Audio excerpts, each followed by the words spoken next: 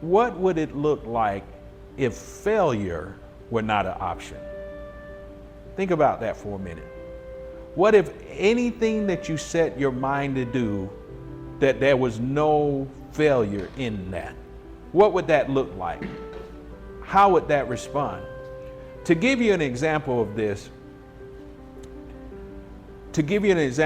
I want to bring up a movie. It's called Wreck-It Ralph. In the movie, there's a character called Fix-It Felix. He's a secondary character to the character of Wreck-It Ralph. But Fix-It Felix is a character he has a persona of a handyman. And so whatever gets torn down, he's the one that builds it. If Ralph wrecks something, Felix comes back and restores it. Fix-It Felix was thrown into prison, probably at the behest of, probably because of something that Wreck-It Ralph had done, that he got involved. But he was thrown into prison.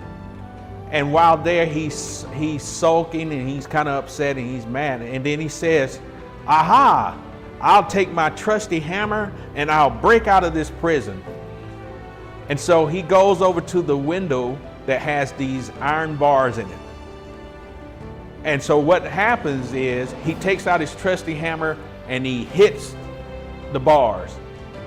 But instead of breaking, the bars become thicker and stronger. And this was the revelation I received from that. Fix-It Felix could do nothing but fix whatever he touched.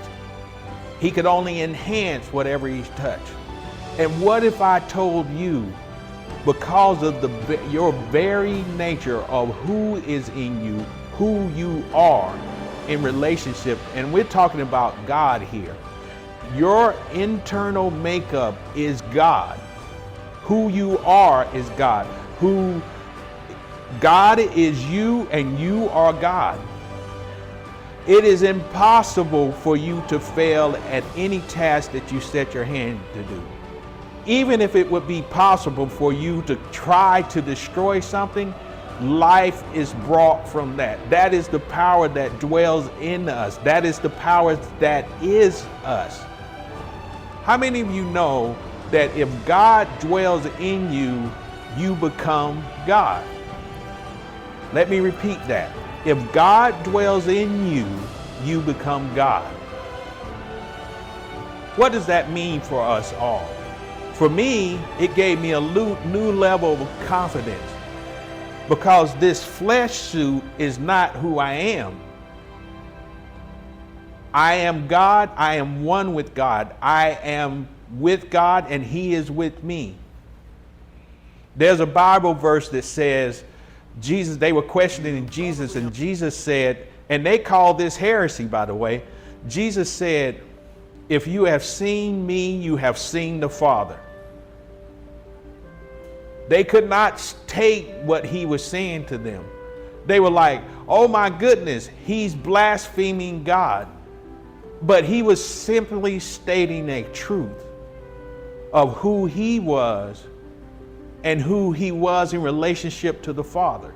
There's a significant factor that we are God. We must understand that. Our humanness, our frailty of humanness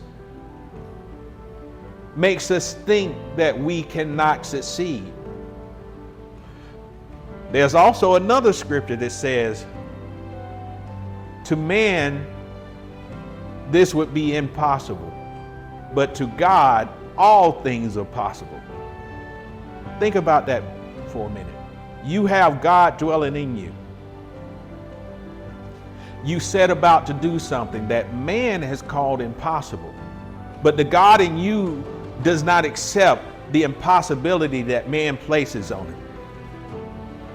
For me, this is funny. This is something God revealed to me. Impossible does not exist in nature. Impossible is a man-made concept because they place limits. They are limited by this flesh suit. They are limited by the short-sighted thinking of their human mind. But if you take on the mind of Christ, there's something that says take on the mind of Christ. Why is that significant?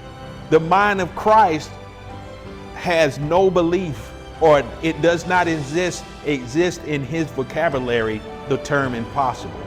Failure does not exist in the terms of what the God in you says.